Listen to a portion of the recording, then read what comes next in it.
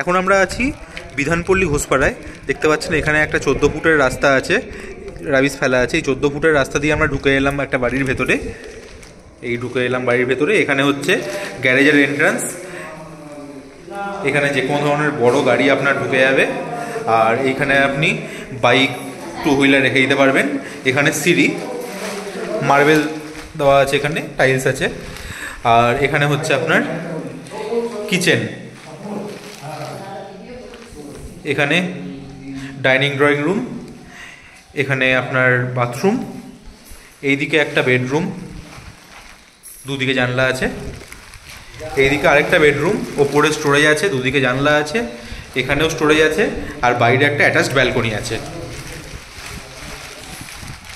এই যে attached balcony, বারান্দা।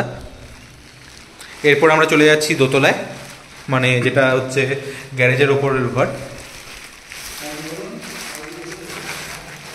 দেখতে পাচ্ছেন মার্বেল দেওয়া আছে। নিচে যে বেডরুমের যে স্টোরেজটা সেটা এখান থেকেও অ্যাক্সেস করা যাবে।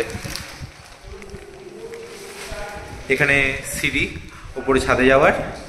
আর এইখানে হচ্ছে আরেকটা বেডরুম, এটাও দুদিকে জানলা, বক্স জানলা করা আছে, নিচে স্টোরেজের স্পেস আছে, অ্যাটাচড টয়লেট আছে। এই যে অ্যাটাচড টয়লেট।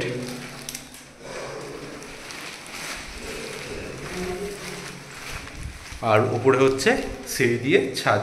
1.5 কাঠা জায়গায় 1.5 তলা বাড়ি।